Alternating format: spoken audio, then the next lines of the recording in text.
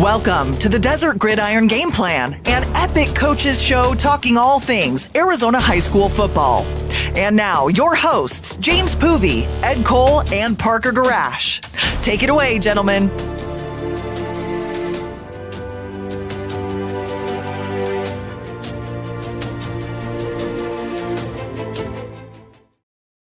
We welcome you in for another edition of the Desert Gridiron Game Plan. James Poovey alongside my broadcast partners, Mr. Ed Cole and Parker Gurash. Guys, we are in the throes of region play, and things are getting really exciting here in the Grand Canyon State with Arizona high school football. Oh, yeah, and it's going to kick off Thursday night over in Thunderbird. Wait for that game, fellas. A 4A West Valley huge matchup between Yuma Catholic and Thunderbird. I can't wait to get out there. That is going to be a enormous game, PG. Yeah, two top 5 teams in the 4A rankings according to the AIA media rankings that came out today. Thunderbird undefeated, Yuma Catholic 5-1. It's going to be a battle out there in Phoenix, and I'm very excited for that game and also just the rest of the show because there is a lot to dive into from what we got tonight.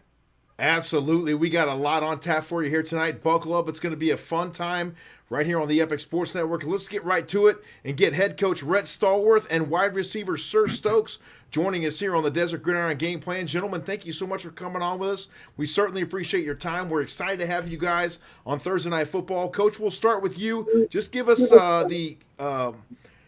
the outlook so far for the Yuma Catholic Shamrocks. You guys have gotten off to a hot start, 5-1, but getting now into region play, and this is when things really start getting difficult a little bit. Yeah, absolutely. We're excited to be playing the top teams in the state. You get to this point of the season, and everything seems a lot more urgent at this point, and it makes practice better, it makes preparation better. And everybody's much more excited about things. Coach, when you look at this Thunderbird Titans team you're going to go up against in a couple of days, what do you see from them? They've got a great offense. They've given up 28 points in 6 games, which is out of this world for what their defense is doing. What do you see from them when you've been watching them on film, preparing for them? Well, they're very big and physical up front on both sides of the line, offense and defense. Obviously, they've got a great running back. They've got good skilled kids. Quarterback is good. Receivers are good. There's really not a hole anywhere on the roster for the most part. They're good at special teams. They're good on offense and defense. They keep things sometimes a little simple and just kind of say, hey, we're going to out execute you. We're better than you. And, we look forward to the challenge. Coach, like we've both, like Ed and James have been saying, 5-1 on the season. That one loss coming from Arizona College Prep, 43-29. Last week, though, you guys did bounce back in a big way, 45-13 against St. Mary's. What was kind of your guys' mentality and just mood throughout practice last week, and how do you hope to bring that again coming up back to Phoenix to play Thunderbird?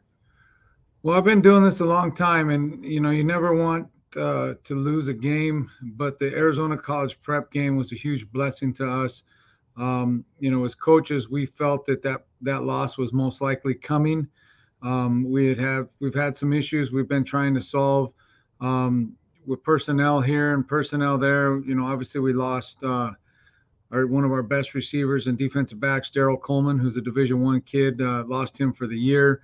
So we've been plugging some holes because of injuries, and practice wasn't quite where it needed to be, and ACP put it on us, and that was a good thing. I think it woke our kids up and helped them to understand what's out there and gave us a sense of urgency, and we took that sense of urgency into St. Mary's and did some new things, and we're kind of reinvigorated, I guess. Coach, you've had the pleasure of coaching a couple of your sons over the past few years. Richard Stallworth, one of the great quarterbacks there at Yuma Catholic. I believe he still holds the Arizona State touchdown pass record.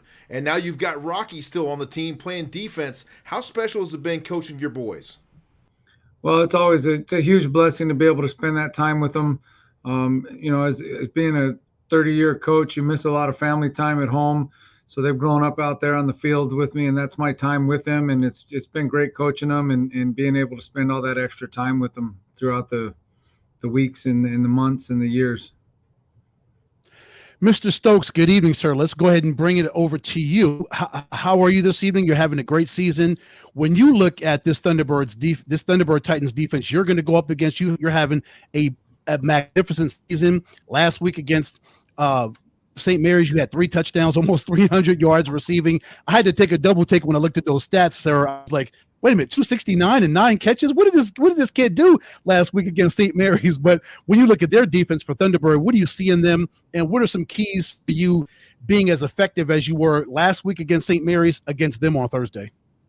I just need to come in with the same mindset as I did against St. Mary's, and their defense is physical, strong, all that stuff.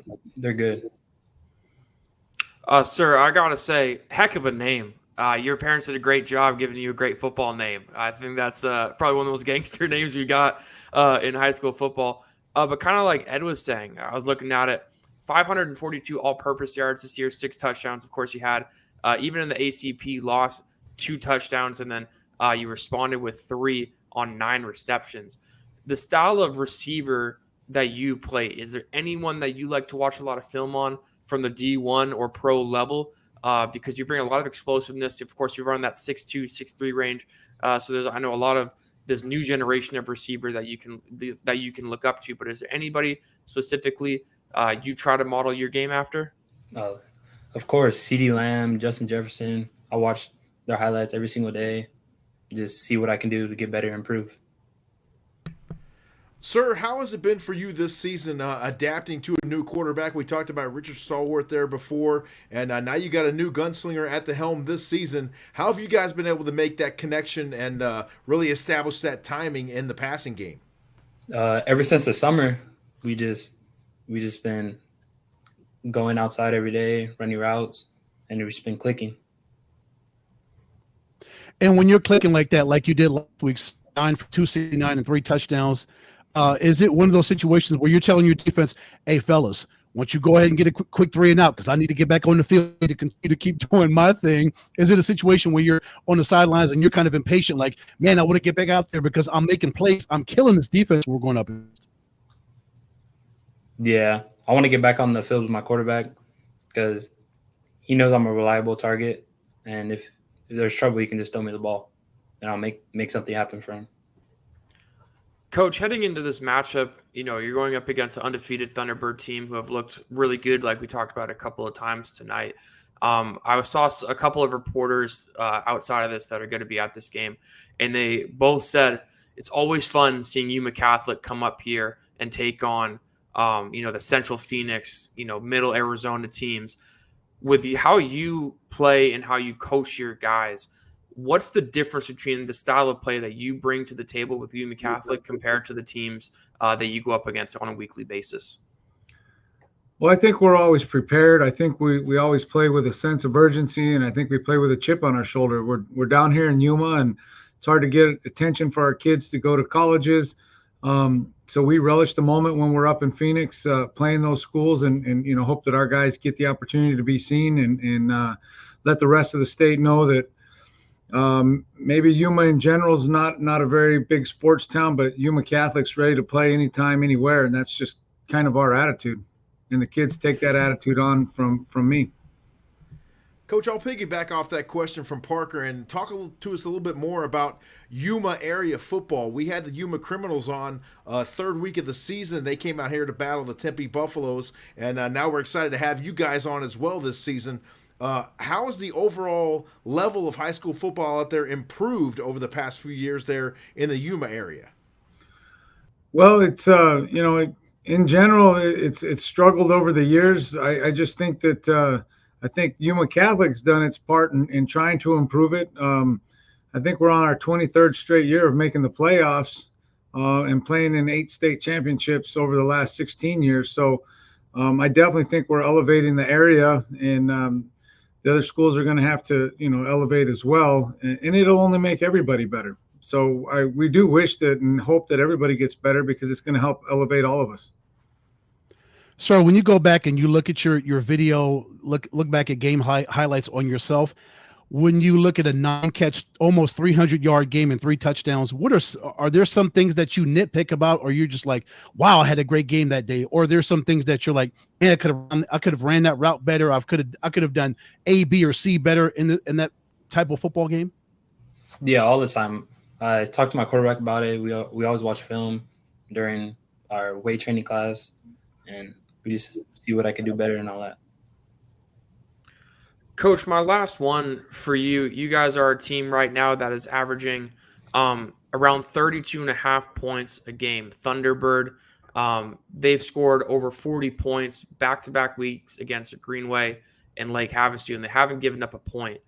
How do you plan, of course, without not giving away too much of you and your coaching staff's game plan, but how do you guys kind of plan on attacking with your offense and turning this into a bit of a shootout against a very high-powered offense that they have over there in Phoenix? Yeah, I mean, I think they understand what we're going to do too. I mean, we're going to try and be balanced. We definitely are going to throw the football as well. That's what we do. It's what we've always done. But we've got to keep some semblance of balance to keep them from just pinning their ears back and doing what they want.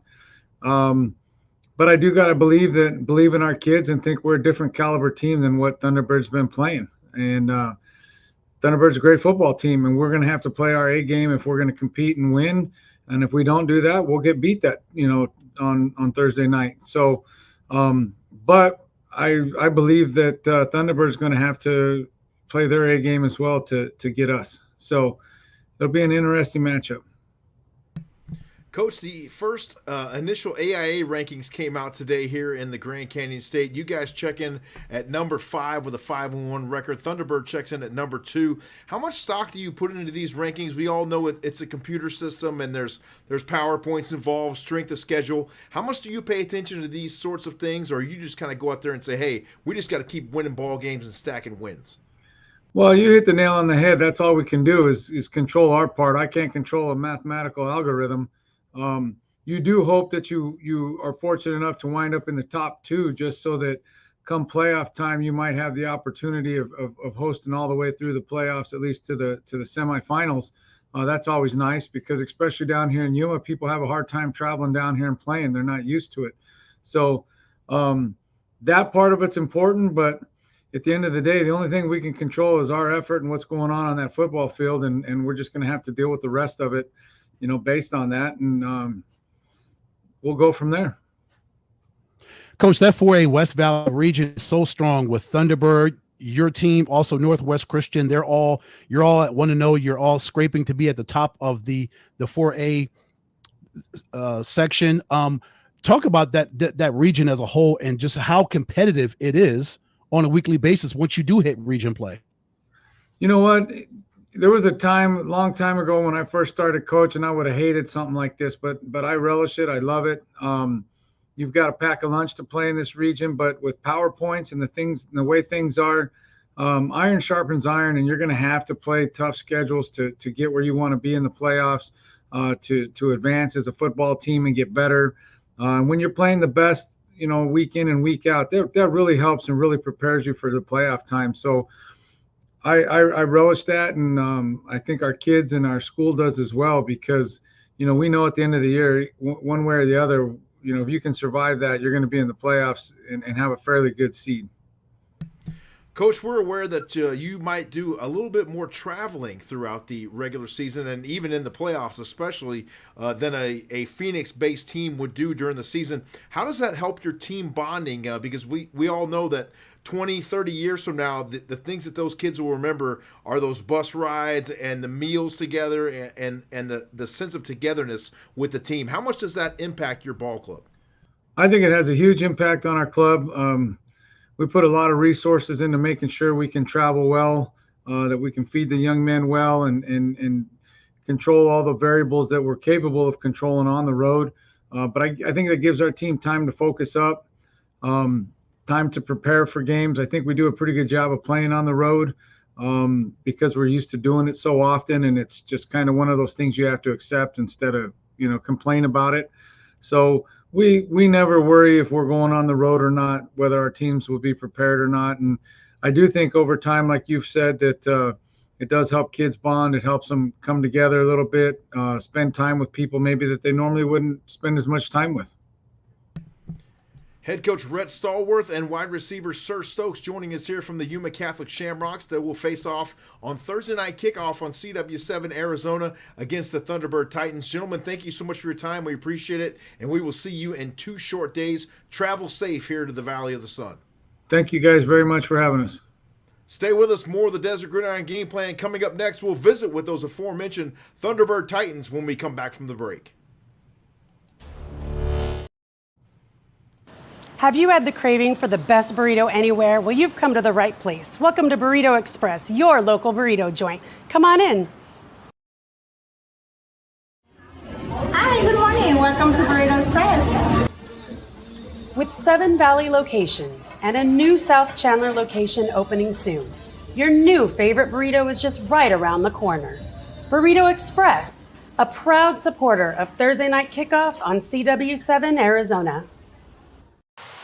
CW7 Arizona, your home for Live Golf, NASCAR, college football, and college hoops. It's also your home for live local high school football starting August 22nd. Catch all the action as we bring you football's first game of the week every Thursday night. See some of Arizona's top athletes and biggest rivalries from divisions across the state. Thursday Night Kickoff, only on CW7 Arizona. Coach Led here from Thunderbird. You're watching the Desert Gridiron Gameplan on Epic Sports Network. We welcome you back here on the Desert Gridiron Game Plan. We're awaiting the arrival of Coach Matt Nallette, and Ryan Kavalami is going to be joining us as well tonight. It was great visiting with the Yuma Catholic Shamrocks, guys. I'm excited to have our second Yuma area team on the broadcast this season. Yeah, it's going to be a huge game again up Thunderbird. I cannot wait to get up there in the press box, and we're going to have a great game. PG will be on the sidelines, getting some good stories and good interviews. It's going to be a huge game for West Valley. Both of these teams 1-0, and they're having great starts to the season. Now we go into region play, so it's really real now. Yeah, I'm excited. It's going to be probably one of the best games we got on the schedule. I know Thunderbird 9-3 last season. I forget what Yuma Catholics was. But I know, just from hearing what their coach say, they mean business every time they step onto the field. And I think that just shows how competitive, honestly, the 4A conference is. A lot of people might think that 4A, just because maybe they're a little bit of a smaller school, they might not have as much talent. But as we've seen week in and week out that we have these 4A schools on, these kids can play with the highest level of talent that we got in the Valley. So I think it's going to be a good one on Thursday night for sure. Without further ado, let's bring in head coach Matt Nallette of the Thunderbird Titans. Coach, thank you so much for joining us here. We always enjoy visiting with you. I got a chance to come out there during the preseason and check you guys out. You were feeling really good about the ball club then, and you've got to be feeling good now, checking in with a 6-0 mark here through the halfway point of the 2024 season. Well, yeah, our guys have taken care of business. It's week to week. There's my dogs barking in the background. Katie's making dinner, and I think they heard me. So, so our guys have gotten after it. Nothing's been perfect, but overall, we like where we're at. Coach, looking at Max Prep, so I'm like points against 28 in 6 games. Looking for 3 straight shutouts. You've got 3 already, including 2 in a row. You knocked off Greenway and Lake Havasu, shut those 2 teams out. What is going on with your defense on that side of the football, Coach? Well, they're pretty dang good. And a lot of those guys jump in on scout defense against our starting offense. And, there is some great competition there. And it gives us headaches, Our offense is, looking pretty good by all measures. But when we go up against our defense, it's pretty tough, And it starts up front. We got, 3 guys up front that are killing it right now. Ryan Kavalami, Mason Fosu, Talon Flores. They give everybody problems. Coach, I want to hit on the defense just a little bit more. Looking at your stats is pretty wild. I'm sure you've looked at them. 49 tackles for loss and 14 sacks. You talk about the three guys you got on the front. Just it seems like wreaking havoc and is really shutting down offenses back-to-back weeks and honestly all season. But again, kind of like we were just talking about with Yuma Catholic, they're a team that averages around 33 points a game right now. So without kind of giving away your game plan, kind of the same question I asked to their coach, how do you plan to shut down their offense with how, of course, your defense is playing right now as well? Yeah, I mean, they are very explosive. They're very well coached. I think the game's going to come down to those big plays on like third down, fourth down, which they are great at as an offense. We need to be able to make those plays to get off the field as a defense. It's going to be a very physical game. I don't imagine this being a pretty game, anytime I think about it, like in my mind, it's not going to be a pretty game. It's going to be a gritty game, and I think we got some gritty guys. I know they have some gritty guys, and it'll probably come down to a few plays, a few plays in those key situations. Coach, I think it would be great if it was about a 10-7 ball game, maybe at the end of the third quarter. But I'm a defensive type of guy, so I love those kind of slobber knocker games like that. One of the big reasons for your defensive success is the gentleman you brought on here with us tonight, Ryan Kavalami, playing defensive end for you. This kid knows how to get in the backfield. We're going to take a look at some of his tape right here. Why don't you tell us more about Mr. Kavalami and what he means to the Titans defense? Well, yeah, this young man's a game wrecker. We do have three guys up front that could wreck the game for you. And so teams are going to have to make a choice what they're going to do. Are they going to double team? Then it's tough to get off to the next level and block our linebackers, which are very formidable. And, I mean, this guy just has a high motor. I think that he might be one of the most underrated defensive players in the state of Arizona. If you look at his production and what he does and you watch the tape, this guy should probably have multiple D1 offers. He's getting a lot of attention from some, he's got a lot of D2 offers, a lot of attention from like the server. He's also an excellent student, an AP student, great character guy. So he's getting some attention from the service academies, the Ivy League, a lot of big sky schools on him.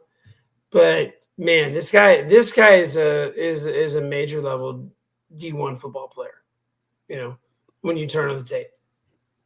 And in practice, man, so he also plays offense for us, he's kind of a jack of all trades on offense for us. We put him at fullback, tight end, wide receiver. It's what we call our base personnel, where we can run any formation because he's in the game and can play any of those positions. But when he comes out, the moment he steps out on offense, because we go with a different personnel grouping or make a substitution, in practice, he hops in on scout defense. And then causes us a ton of problems there, and I love it because it makes our guys work harder, and they're never going to see, we'll look at it and like, they're not going to see that on Friday night, but this week they might. So I think that because we get to play against him on the defensive side in practice, that's going to help us when we play a team of the caliber of Yuma Catholic. Ron, playing both sides of the football field, on both sides of the ball, let's talk about the defensive side. What is playing on offense done to make you that much better on defense? Is it just the experience that you're having on that side and the ability for you to kind of read what offensive lines are going to do or what quarterbacks are looking at when it looks to hand off the ball to a running back or they're looking to one of their wide receivers? You can read their eyes. You can kind of read their body movement, their body language. What about playing on that side of the football makes you better on the defensive side? Playing on both sides, man, it just gives me like a different perspective as a player. knowing like what a running back's going to look for because I play fullback, being able to read what a fullback's going to do because I know what a fullback's responsibility is. And when I do drop back and play linebacker, like I know the different passing concepts now.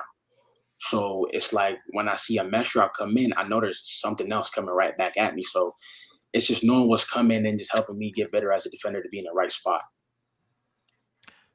Ryan, kind of like what your coach was saying, he thinks you should, be a Division I player, have a lot more offers. When you're playing the way you are, is there a chip on your shoulder the way you've come out and played this year? I saw like 4 sacks on the season right now.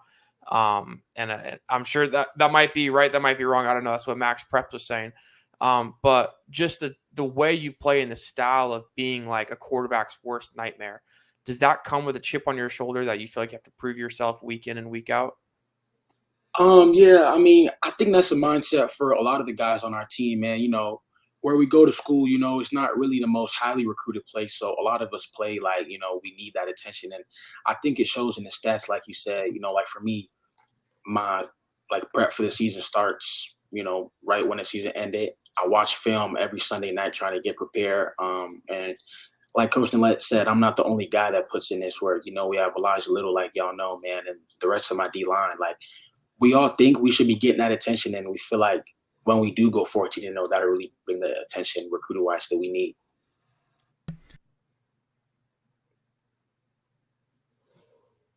JP, you're muted. Ryan, how has the coaching staff there at Thunderbird High School, Coach Nillette and the rest of the staff, made you a better player over the past couple of seasons? We've got the chance to watch you grow since you started out in the lower divisions there at Thunderbird.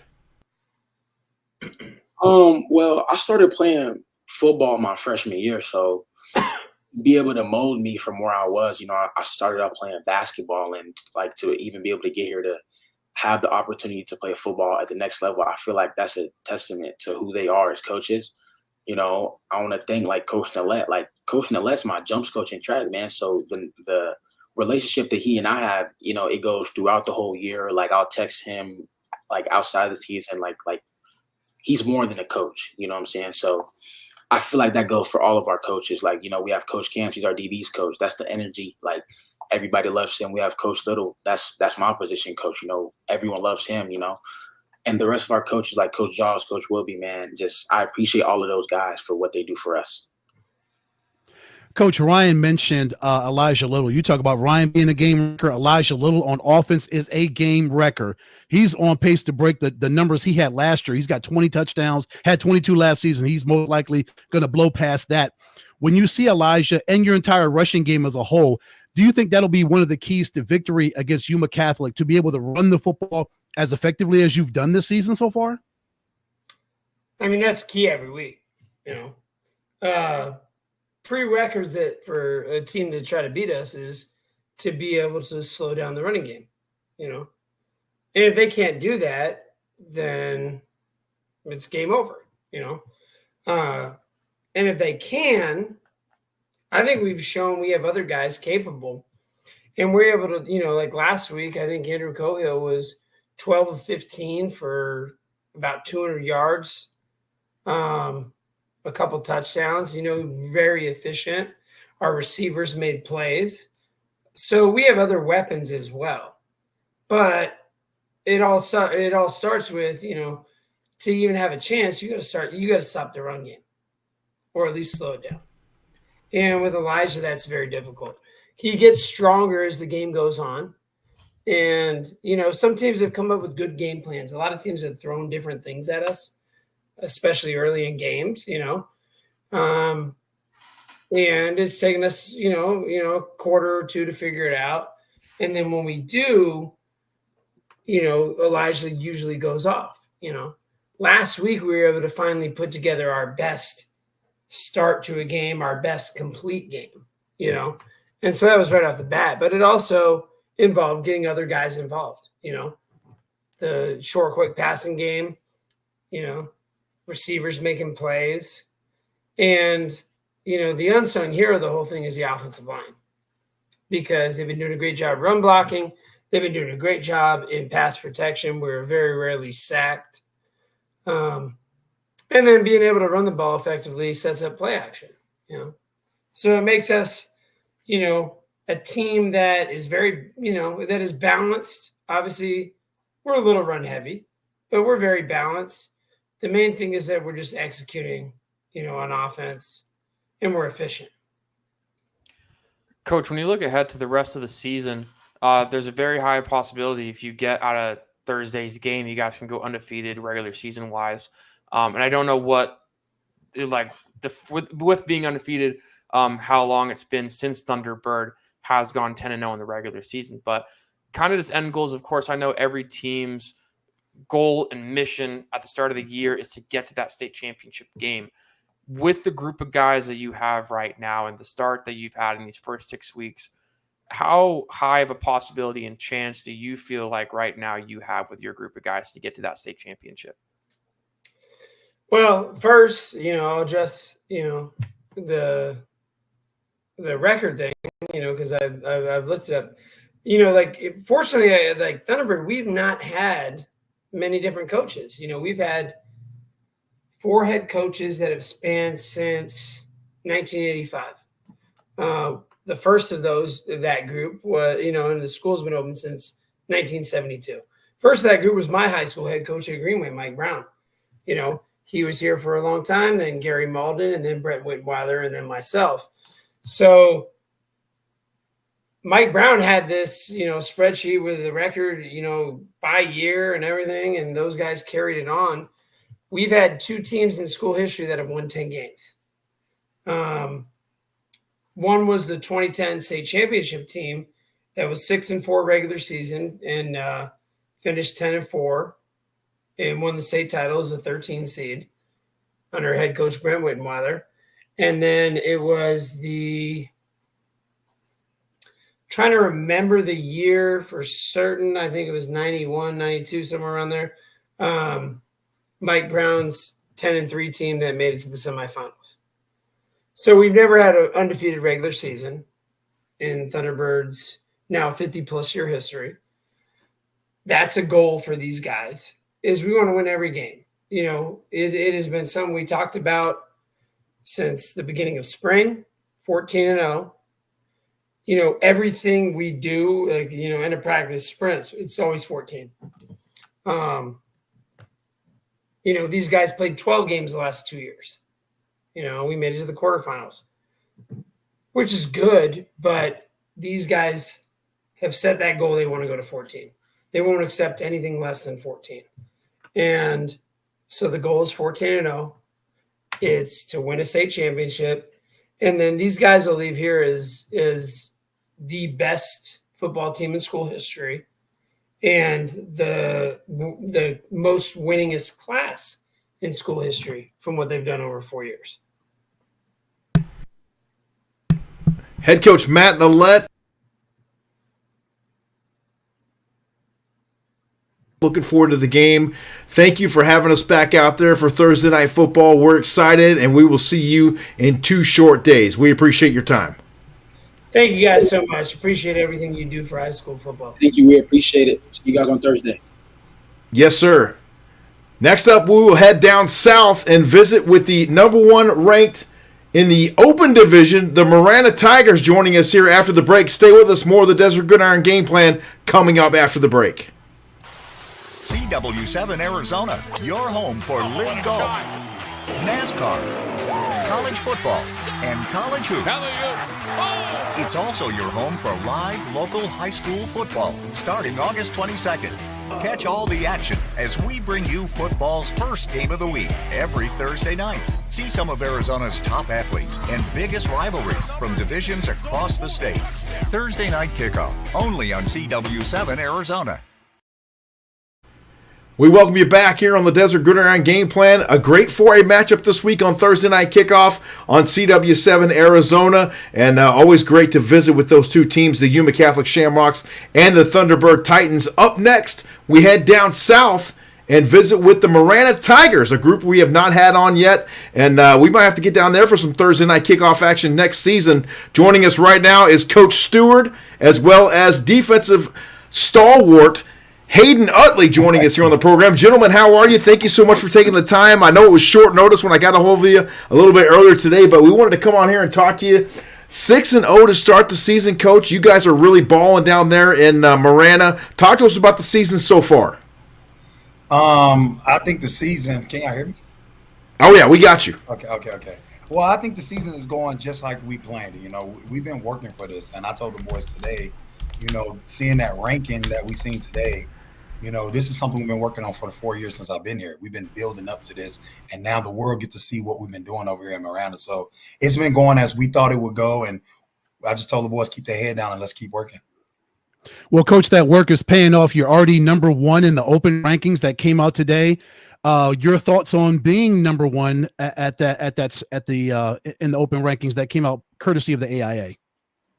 Oh, it feels good. And like I said, man, it just shows all the hard work we've been putting in. So for them to come out and rank us number one, it gives the boys a sense of like, dang, all this work that coach has been putting us through is paying off and it's showing. Now everybody understands, you know, why we spent all those days in the summer doing what we've been doing, you know, why we making them lift weights throughout the season, why I'm constantly making them run extra every day at practice. Now they was able to see why, you know what I'm saying? And I hope that continue to make them work even harder going forward.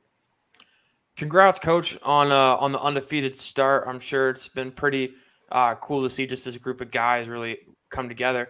I know kind of like what Ed was just asking with this number one ranking that came out. I know it stirred a lot of people the wrong way to the Arizona high school football Twitter media world that we have kind of created here in the last couple of years.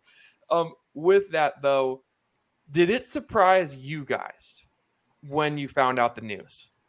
Well, I think for some people, like around the area, around the community, it probably surprised them. But again, like I said, it's no shock to us. And I get this week in and week out, like when we beat South Point, when we beat Higley, oh, you upset them. We don't look at it as upset. We've been working for this. We put in a lot of work this summer. And like I said, it's showing. Like we over here working. We putting in the work, and I think it's showing. And so it wasn't a shock to us. I knew we was going to be ranked pretty high because of we beating those two teams early. And then some of the other teams that we beat are winning games now. So I figured we was going to be ranked high, not number one, but I figured we'd have been in the top 3 or 4. So send us at number one. It just solidifies what I've been telling the boys.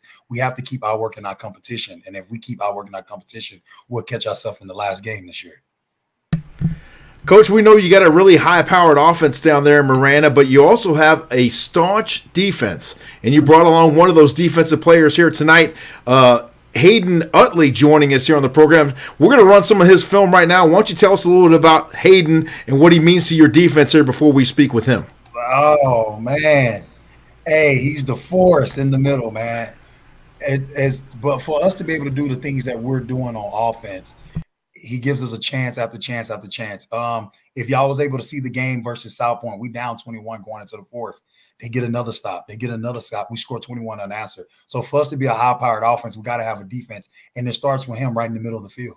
You know what I'm saying? You can't go left, you can't go right because he's stopping you left. You can't go up the middle. It's like he's all over the field right now. I think he leads, at least 5A in tackles at nose. So that tells you what he's been doing down there. So like I said, he's a big part of our defense. Our defense is playing really well, but he plays a tremendous part in why we're able to do what we do on offense. You know, giving our quarterback all those different possessions. I think just the other week he put up 470 yards due to the fact that we kept getting those extra possessions. And like I said, it starts with him up front, you know. So he's a hell of a player. I think he's one of the best D tackles in the state. So it's just, man, this season just goes on with what, like I said, we've been doing, just working. And he's been working at his craft. And everybody's able to see him at a high level this year, see what he's been doing these last few years. Hayden, we always talk about broadcast and about the importance of getting stops, getting key stops at certain points throughout the football game, getting teams possibly to get 3 and outs, or on a big down, you get a stop. Talk about the importance of getting in there, you and your defense, making those stops, and like Coach said, getting the football back to your high-powered offense. Yeah, Coach, the main thing is just, getting the ball back to the offense is so crucial. Like, especially when we play these literal teams, like the blowout, like to put that mark on them, we got to get the ball back. We got to keep getting it back. We got to constantly always keep getting it back. And to stop them on, like, with Coach, when you kill them, like from first to third, when they don't even have a chance to, like, get even near, like, even like the half-yard line, like we kick off, like, we don't even do onside. Like, we'll kick it off, they'll go down, if they don't even get a chance to get past the 20, and it just shuts them down. It's mostly the emotions. Like, they can't do nothing. Like, just emotionally and their mindset, if we kill them early, they can't do nothing. Happened against South Point, happened against Higley. I remember against Higley specifically, all of the coaches came out. We saw Higley come out. They were just down. Because, like, even though they were up, they were still down because we came out and we killed them. They couldn't do nothing. Mm-hmm. Hayden, love your style of play. It reminds me of my favorite player on the Michigan football team right now, Mason Graham. But with your stats, kind of talk about just a game record that you are. 13 tackles for loss, 47 total on the year, 6 sacks. How would you describe how you play with your explosiveness and the physicality you play with off the line? Yeah, my main 2 things for me personally is my get off. My get off is insane. It's like right off the start, the second I even see like a little bit, an inch of the ball move, I'll go right off.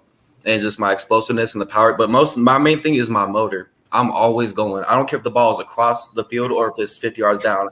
I don't care if our the cornerbacks like Desmond Roebuck, if you miss a coverage and it's like 20 yards down the field, I'll run. Now I'll use my 40 speed. I'll be running down the field. I'll track him down because you never know. If you don't have that motor 100%, they could break a tackle. That could be a touchdown, but you won't know until you try, Hayden, we've heard about your relentless motor. Coaches talked about your effort on the field and in practice and in games. But I want to talk about this face mask, man. Where did you get this face mask? That is the baddest face mask I have ever seen in my life. Tell me about this thing. Yeah, I got hard. Thank you. Appreciate it. Yeah, I got this dude on Instagram. It's a BA face mask, badass face mask. And I was talking for a couple months. Honestly, the company name sounds good. But yeah, I was like, hey, I want Ray Lewis times 10. Like, I want every bar, as many bars I can. I told him straight up, coach, I was like, I want as many bars as possible. But yeah, we hooked it up. He got it here. I got, got coated, painted. But ever since, I would get even if when we blow out teams, they're like, bro, I love your face mask. I'm like, I mean, that is some Hannibal Lecter stuff right there, man. Right at Halloween time, I got to tell you. Go ahead, Ed. Yeah, that is so dope. Hayden, your infectious nature, your attitude, I love it, and the never stop motor that you have. How does that rub off on your teammates? How does it make them better? Them seeing you being an example of how you play on every single play. I'm sure that just rubs off on the rest of your guys. It really does. One of our DNs, his name's Justin Elder, number 56. Yeah, we even noticed. Me and my dad, we was watching film. Like last year, he was like kind of okay, but the second he jumped up to the varsity level playing with me, it just changed like that. Like he would go crazy every play because he sees me going crazy. He's like, I'm not gonna let him be ahead of me. It pushes other people around me. They see me like our linebackers. No, I'm leading sacks and tackles as a nose guard. That shouldn't happen. But no, the linebackers see that and then they're like, okay, they got to step up. And they see me going running full speed, across the ball, and it makes them look bad on film. So when in their minds, they're in the games, they're like, I don't want to look bad on film. I want to be good. I want to be the one that tracked them down, hawked them down, not the nose guard running across the field. So I think it really pushes them and gets their motor up. I'm still thinking about that face mask, and I just want to make a comment. Your guys' helmets might be one of the best in the state too, James. If you can throw that graphic back up of the helmet, yeah, like that is a Cole uniform. That is so hard. It is. That is awesome. I completely forgot my question. I'm so sorry, but I guess I can ask, Coach. That's that face mask, man. Yeah, face mask got him. Yeah. Coach, when you think of like just the start you guys have had, I guess I can go to. Oh, now I remember it. And this and that, I should have just kept going. But when you think of the start, you guys have had, I know Desmond Roebuck has played a huge part in your guys' offense as well. How much has he been a vocal leader in the locker room with guys like Hayden to really get this thing going and off to the hot start you guys are through 6 weeks? He does so much different things well, catching the ball, he does a lot of good things well. And one of the things I told him in the offseason, the one thing you have to do this year is become a captain. You got to lead these boys because they're going to listen to you because he's a real quiet person, keeps to himself. So for him to come out of that shell and actually say something to different people and get them to follow him is huge to who he is as a person, because I think that's out of the ordinary for him, being loud, being vocal. So to see him do that this year is playing a huge part, especially we got a lot of young receivers. And, one of his brothers, one of the young receivers. Then we got Jackson Sharp on the other side. They both sophomores. So them watching him lead like that and him helping them after practice and doing things like that, it has showed me a lot of this young man. He has grown a lot. You know what I'm saying? Because he's not that type of guy that says anything. He just does it. So for him to come out of his shell and kind of speak up on things and get guys to play at a high level has been huge for our team on offense. Coach Philip Stewart and defensive nose tackle Hayden Utley joining us here from the Marana Tigers. Guys, it was great to visit with you. Congratulations on the outstanding start this season, and no doubt we'll be following you guys the rest of the year. And, hey, we'd like to get down there for some Thursday night kickoff action next season, so start thinking about what that game might be that you would like to host, and maybe we can get down there and get you guys on CW7 Arizona next season. How about it? That'd be great, man. We'd love to have y'all down there, man. We do the fireworks. We do the whole 9 yards. So it'd be good for y'all to come check us out. Absolutely right. Thank you so much for coming on with us. We certainly appreciate it. More of the Desert Gridiron Game Plan coming up next. We'll visit with 2 players from the Bash of Bears out in Chandler. Stay with us. More right here on the Epic Sports Network coming up after the break. CW7 Arizona, your home for live golf, NASCAR, college football, and college hoops. It's also your home for live local high school football starting August 22nd. Catch all the action as we bring you football's first game of the week every Thursday night. See some of Arizona's top athletes and biggest rivalries from divisions across the state. Thursday Night Kickoff, only on CW7 Arizona. We welcome you back here on the Desert Gridiron Game Plan. How about that, guys? The first time we've gotten to talk with the Marana Tigers, and they are rolling right now in the 5A, 6-0 to start the season. The number 1 ranked team in the open division here with the initial release of the rankings today from the AIA. Yeah, fellas, they've got some good stuff going on down. And AP, you're right. We got to get down there next season and get one of those games in there because that's an excellent football team that Coach Stewart has got running right now, and they are time for some great things going on, Parker. Yeah, I actually just searched up the drive while we were in break, about an hour and 40 from us. So not awful. But no. I think, just what they've been able to build these last couple of years and his first, I think he said 4 years of being here is pretty special. And to get the nod that they did today, I know it stirred a lot of people a certain type of way, but it was no surprise. It was no surprise to me after the teams they've beat, honestly, in the 5A conference, that they were up there in those rankings. Well, we have to absolutely recognize that because there is a formula, and taking into account into that formula is your strength of schedule. And you mentioned that the Marana Tigers have beaten some really good football teams so far this season. And speaking of really good football teams, we got 2 members of the Bash of Bears joining us now. Quarterback Brody Vers and Eli Kramer Cronin joining us here on the program. Gentlemen, thank you so much for coming on and taking the time. Brody, we'll start with you. You guys are off to a 5-1 start this year. How have things been so far this season for the Bash of Bears? Obviously, 5-1, can't complain. We had a rough loss in California. It sucks. But we're looking strong, 5-0 in state opponents. We got a good week against Hamilton this week, so just looking forward to that. Brody, what do you think about this ranking right now? You're number 4, your team number 4 in open football rankings. You are number 1, the top team in the 6A rankings. When you guys got the news about it, well, how did you guys react to it?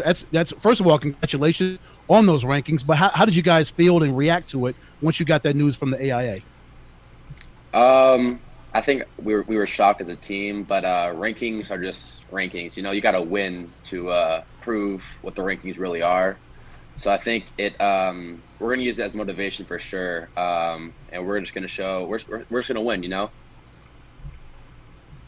This give you a question for both of you guys. Also appreciate you hopping on such last minute. Kind of going off Ed, I know, like we talked about with Marana, it's kind of a big shock it was to everybody, and Brody, like you said, it kind of was a shock to all of you. With that edge you guys are going to play, what type of Bash It could we look forward to seeing with these last 4 weeks of the regular season? I think it's a new team, of course. We've had some senior leaders that left us last year. But we're kind of, finally getting our step. We're figuring out what to do, and I think it's really going to take off this last part of the season.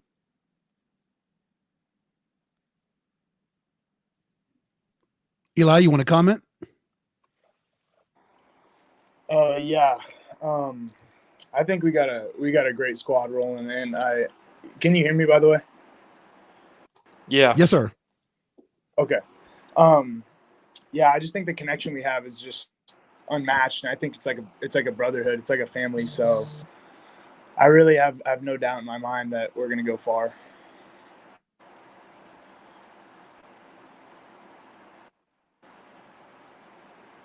Playing defense.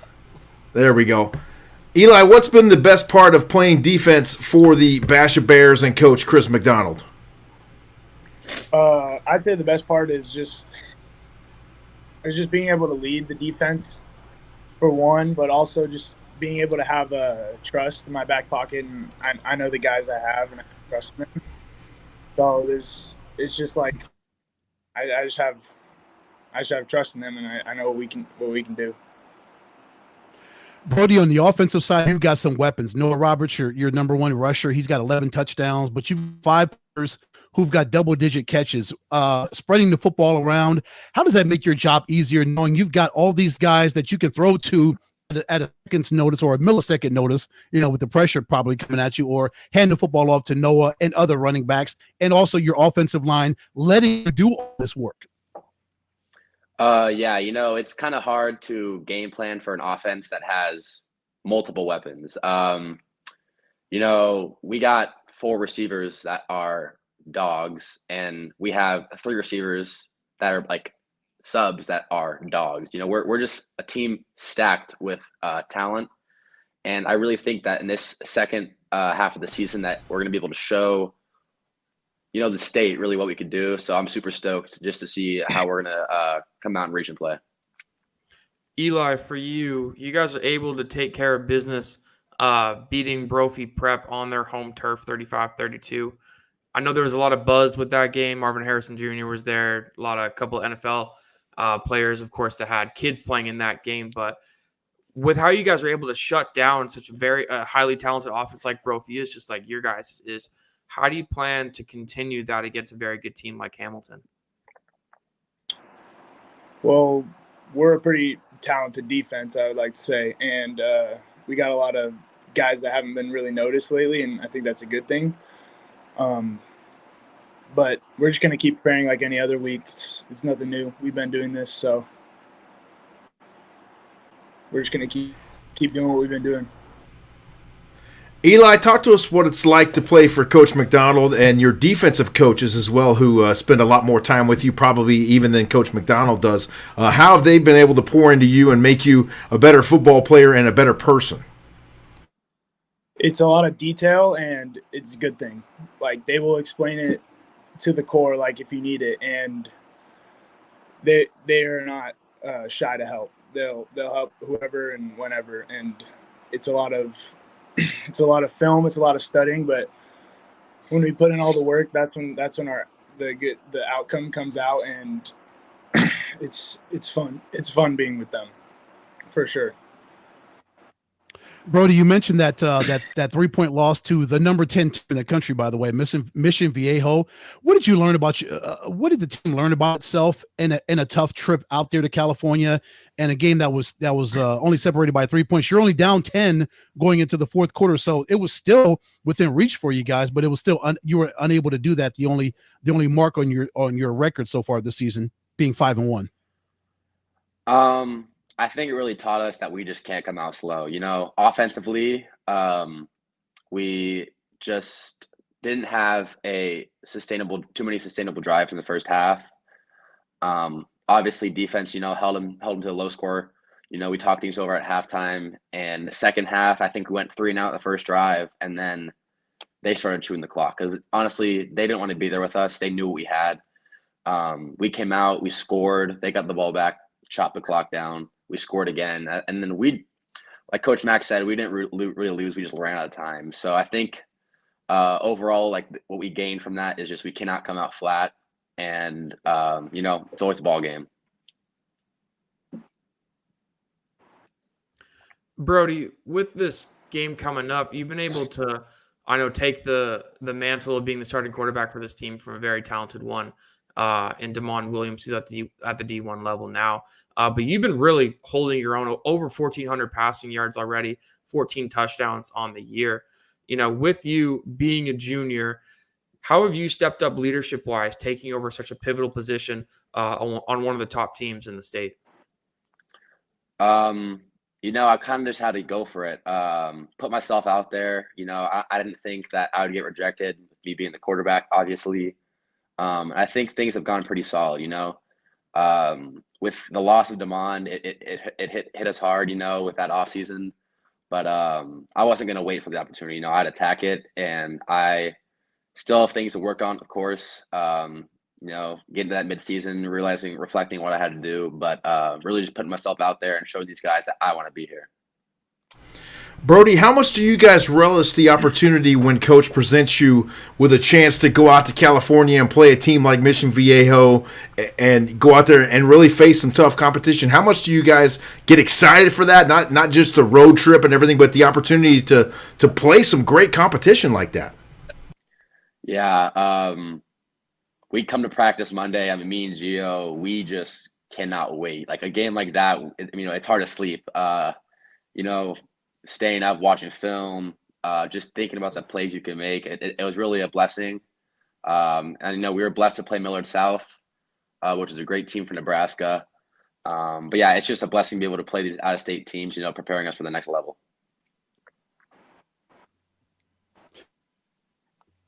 I mute myself. Sorry. I did a JP right there. Brody, I want to ask you about the schedule. You have got a murderer's row. That 6A Premier region is no joke. So you got Hamilton on Friday, and then you're on the road for the next 3 weeks at Chandler, at Castile, and at Perry. My goodness gracious. Are you guys prepared for what's coming with this gauntlet of a schedule? Oh yeah, you best believe it. We're having a solid week of practice right now. I mean, I'd say it's up there. It's one of our best. We can't wait. These guys, we're flying around at practice. We're staying out late. These practices get competitive, these days where it's bears on bears, we make each other better. I believe we have a top defense in the state. Obviously it shows. And honestly, our offense is up there with the best offenses in the state. And if we go head to head at practice and work every day, it's going to show in this region play. Eli, go ahead and react to that. Obviously Chandler schools are always a good game and rivals, and man, Hamilton's a special one for sure. Yeah, we're gonna go after it, and there's gonna be no mercy. So yeah, I'd have to say there was a certain tone this week that it's kill week, we say, but we came in Monday, we had our weekly meeting, and our dudes are fired up. We're ready for this game. I got one more for you guys. I gotta say, it's been good having you on. I like the short answers. I'm not gonna lie. It just shows that you guys really mean business within this season. With that region, of course, Basha with you guys, Brophy. You also got teams in this 6A, ALA Queen Creek, Red Mountain just had a big win, and of course Liberty, the reigning Open Division champions.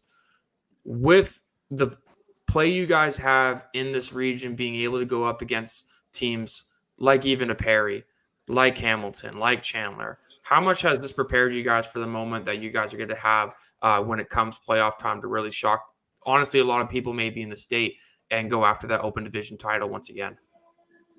Yeah, no, we're absolutely stoked. It's going to be, see who we get matched up with. We're ready for anyone. Obviously, we work hard every day, so it's just really time will tell. Eli, you can respond to this too. Yeah, like Brody said, we go after each other every single day. So we're always getting better. We're always looking for competition, and we're not going to shy away from it. So being able to play these good teams in this region is going to only make us better and prepare us more. Yeah.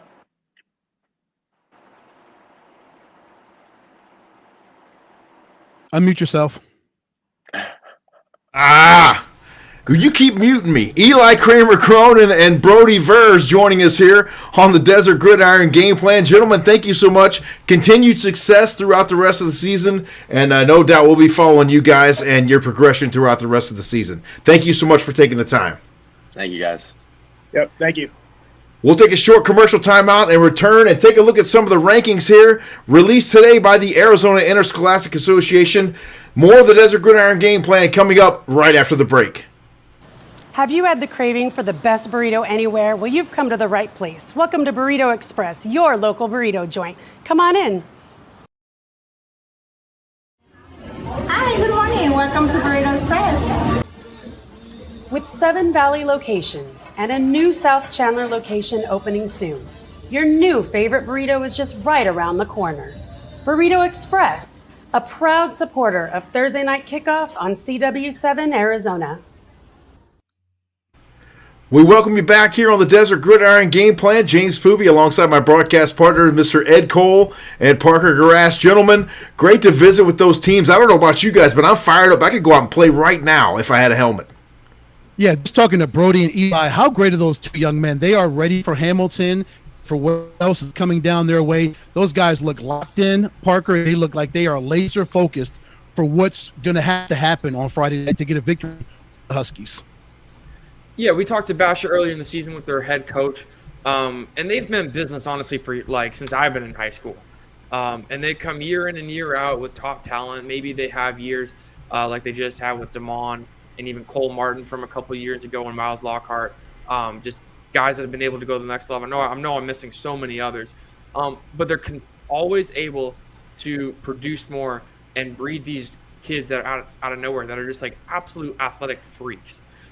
So they're always going to be one of the top teams in my book that we got to look at Arizona. But, with Morena getting number 1, I know we got some things to say. So let's just get into it. Let's get into it, Parker. Give it to us. There's the open division rankings right now. We talked to the Marana Tigers, Coach Stewart, and Hayden Utley joining us here on the program tonight. They check in with a record of 6-0. And right behind them, Conrad Hamilton's Desert Mountain Wolves. We got a chance to visit with them a couple of weeks ago as well here on the Desert Gridiron Game Plan. In third place in the open rankings, the Higley Knights. And 4-1 on the season, but they've played some juggernaut teams so far this season. You want to go, Ed, or you want me to go? Go ahead, Park. All right. Well, I think first off, I want to say big props to the 5A schools. These schools Absolutely. are no joke. I think a lot of the attention, of course, goes to the 6A schools just because, like we've had a handful of schools on this year, just the talent they have, the regions they have, like this premier one with Basha and Chandler and Brophy and so many others. But like the 5A conference is no joke. I got to cover Desert Mountain pretty extensively last season, and I got to see Higley, ALA Gilbert North was really good. I know Desert Edge is also a team last year that was really able to make a lot of noise. But I think just the thing that maybe is frustrating a lot of people is this like numbers thing that the AIA has. And I think that's what ruffled a lot of people's feathers the wrong way today. But, unfortunately we can't control this stuff. But I've seen a lot of people say that it's not going to look like this at the end of the season. But even if we see 2 5A schools in here, it's still going to be really interesting. No doubt the 5A rankings right there. Go ahead, Ed. Yeah, it's cool to see Marana and Desert Mountain and Higley up there. Of course, Higley's only loss was to Marana, 36-28, so that's the only blemish on their record. But then you see 5 other 6A teams, Basha, Brophy, Red Mountain, ALA, Queen Creek, and Liberty. All these teams are outstanding football teams, so they're all deserving to be 1 through 8. And I'm just like you, Park. I'm just trying to figure out these multipliers and 10 times for 6A and 9 times for 5A and how they actually compile these numbers and figure out who's who and how that works out. Is it like a schedule, or how do they figure that out? Some of it is done by strength of schedule. A lot of it is just computer algorithms we'll hear about all the time. But let's face it, You can't change the system that they have. It's not going to change. All you can do as a football team is just continue to win in your division. And as we say every season, you got to win the games you're supposed to win, and then you got to win a few more that you're not supposed to win. Of course. Then you look at the 6A. Go ahead, Park. No, you go first, Dad. Yeah, 6A, let's go. The 6A, I was going to look at Basha, 1P, Red Mountain, ALA, Queen Creek, and Liberty. All of those 5 teams out are great football teams. Perry is right behind Liberty, so they're nipping their heels like small percentage points away. Highlands there at 5-1, Queen Creek, Mountain View. All of these teams are so good. Any of these teams could just flip-flop and just be 1 through 5. So it just lets you know how strong all of these football programs are, fellas. I think to what James was just talking about, like, we can't change the system. It's not going to change. I have no shame in saying this because I did put it on Twitter today. Hopefully I don't get in trouble from PW for saying this, or hopefully I don't frustrate a lot of people from the AAA, because 1580 The Fanatic was my first sports radio, sports media job here in Arizona. We have enough people in our little media world that we have created here in Arizona that someone's got to make a committee to help this out. Because it's no disrespect to smaller schools, but I know last year, I think it was the Saguaro team in Tucson that was going undefeated, and they were put into the open division rankings for a handful of weeks.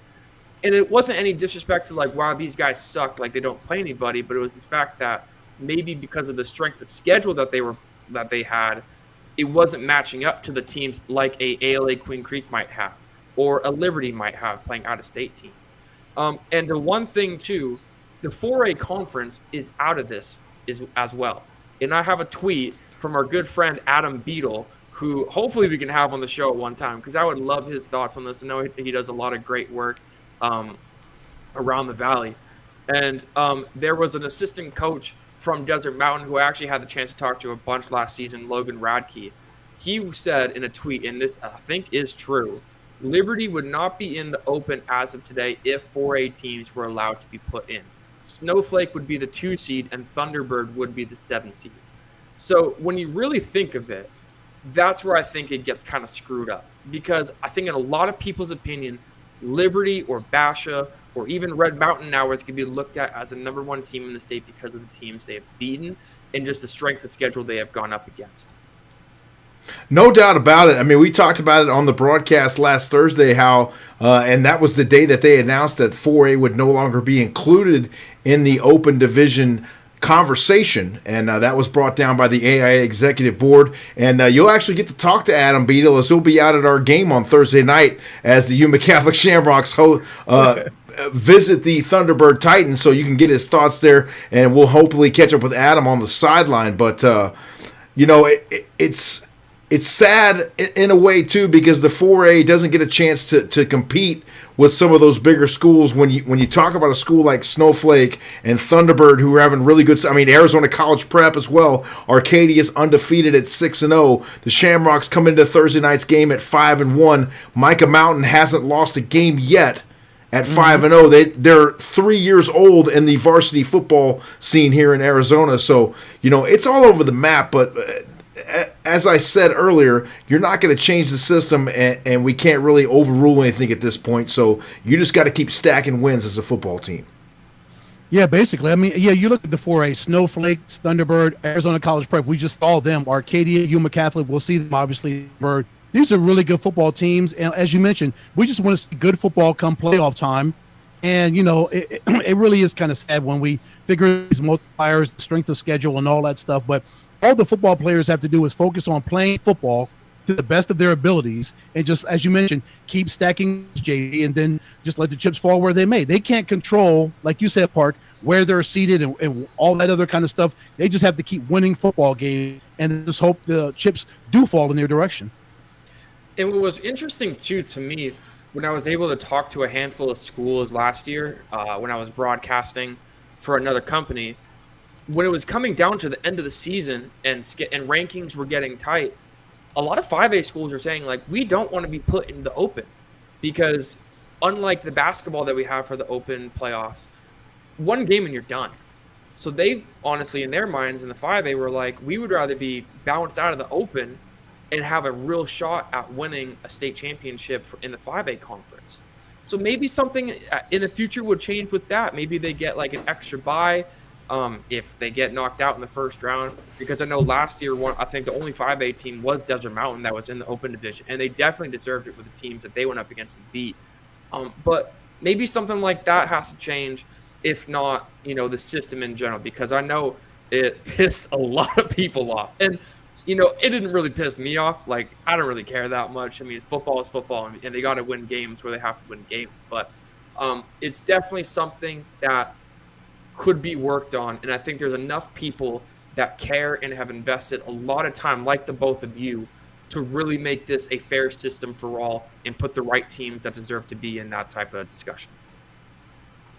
Yeah, I don't know if it's still the same this season, but I know last year teams – as it got down to playoff time, they were able to actually opt out of the open if they did not want to be included in there. And so I don't know if that's the same this season, with now it only being 5A and 6A included in the conversation. I have to go look and check that out. But, there's a lot of stuff at play here. But as you mentioned, Parker, we just want to see good football down the stretch. And usually everything gets weeded out as we get down to playoff time.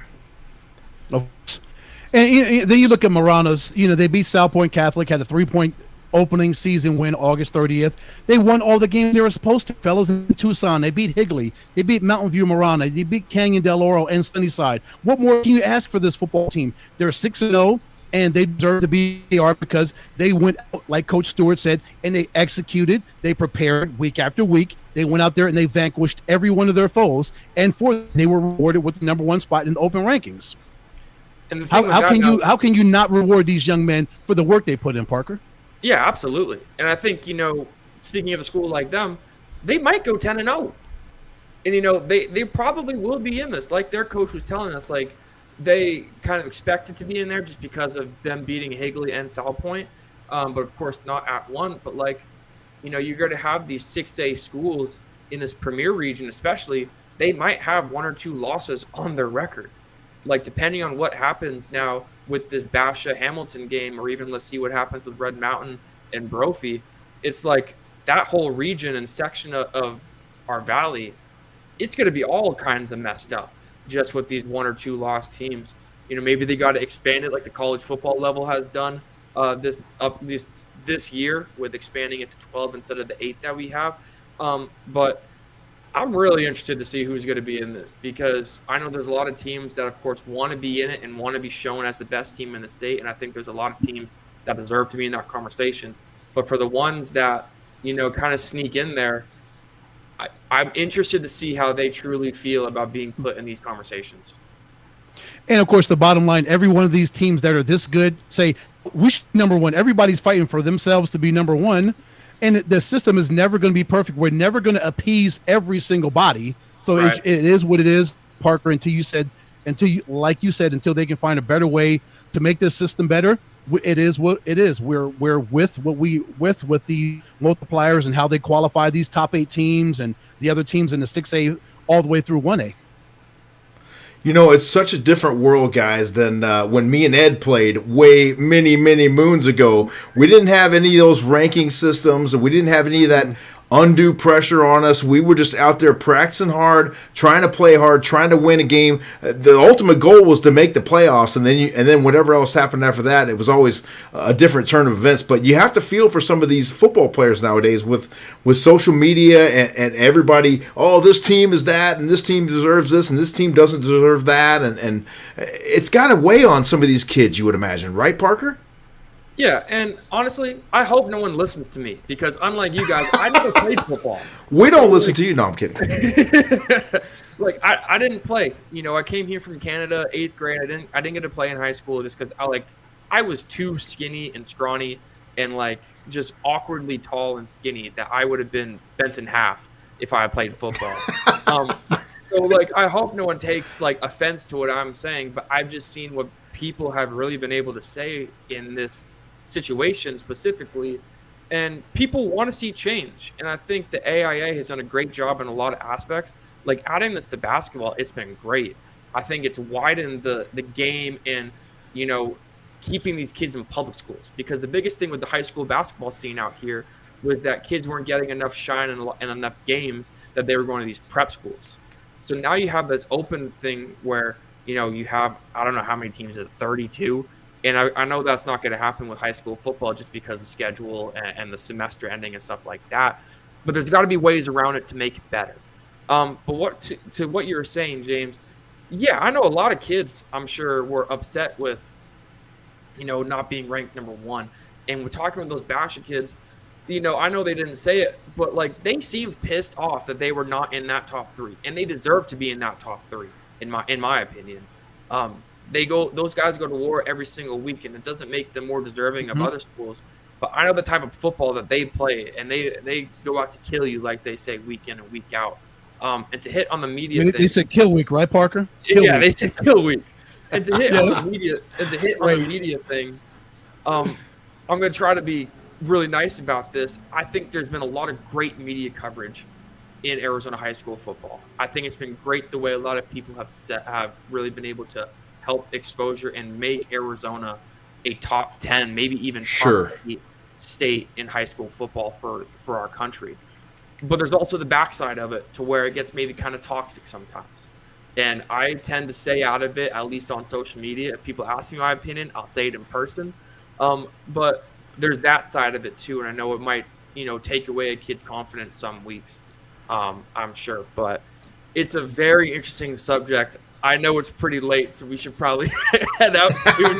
This conversation could go on for a very long time. We could talk about this all night long, but the bottom line is, if you think about it on the whole, most people that talk about football, regardless of level, have never even put a helmet on. So don't forget that.